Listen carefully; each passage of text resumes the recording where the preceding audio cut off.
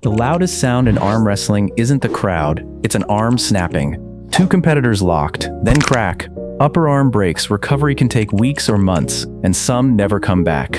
This happens more than you think, and if you don't know why or how to avoid it, you could be next. There are 3 mistakes that almost always end up snapping your arm. After watching this video, you won't make them. Mistake 1. Straight arm defending. Your arm gets stretched away from your body, and instead of pulling it back, you try to hold it straight. It feels strong. Your tricep is locked. Your shoulder is planted, but the arm is taking all the torque, and your elbow becomes the weak point. That's not defense. That's how beginners end up in surgery. Most people don't pull back because it feels like giving up.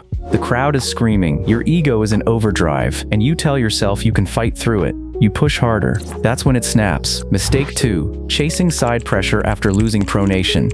Pronation is when your knuckles are on top controlling the angle. When you lose it, your hand starts turning backward. The smart move is to let go or reset. The ego move is to chase it. You try forcing your hand back while your opponent's already collapsing your structure. Your hand goes one way, your shoulder stays planted, and your humerus is taking all the force. This happens to pullers, who know just enough to be dangerous. They see they're losing, but don't see the position is already doomed. They fight anyway.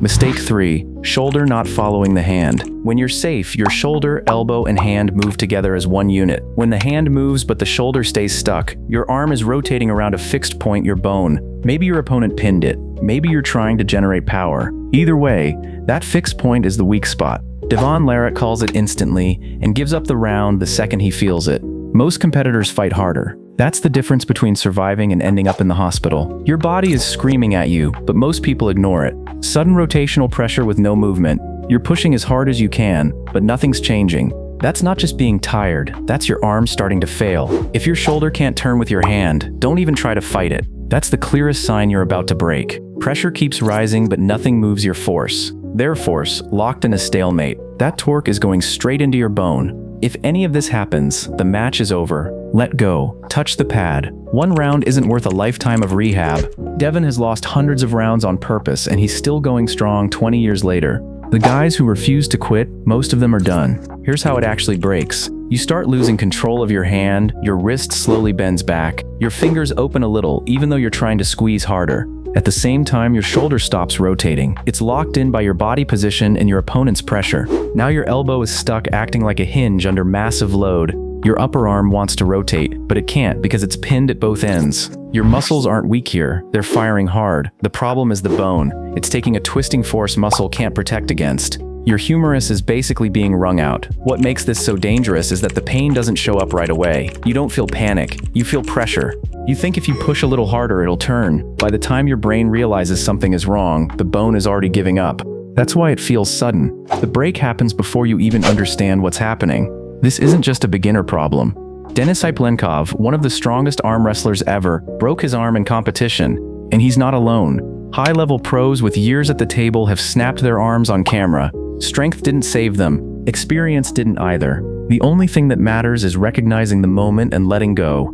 Even when they heal, it doesn't fully go away. A lot of guys come back different. They hesitate, they protect the arm instead of committing, and in arm wrestling, hesitation gets you run over. Some manage to rebuild that confidence. A lot don't. That's how careers quietly end. Pros don't just have better technique, they think about survival first. During a match, they don't fight bad angles. If a position starts going wrong, they slip, foul, or reset. You'll see an elite puller suddenly lose their grip and start over. That's not clumsiness. They felt the danger and got out. They're fine giving up a round if it keeps their arm safe. They're not trying to win every second. They're trying to win the match. When round 1 goes bad, they let it go and come back smarter. Amateurs fight every inch no matter what. In training, they don't just train strength. They train exits. They practice letting go under pressure. They practice resetting without panic. They practice moving from a bad position back to something safe instead of forcing a comeback that isn't there. Most importantly, they train awareness. They learn what the danger zone feels like long before competition. Because when you're on stage, with people watching and money on the line, it's already too late to figure it out. At the end of the day, the difference between a long career and a broken arm comes down to one choice: force it or reset. Arm wrestling doesn't forgive pride. One bad decision can erase years of work. You can be the strongest guy in the room and still break your arm if you force the wrong position. This sport doesn't care how tough you think you are. The guys who last know when to push and when to let it go. Everyone else finds out the hard way. That's not toughness. That's just how arms get broken. If you enjoyed the video and learned something, like it and subscribe. More arm wrestling breakdowns coming.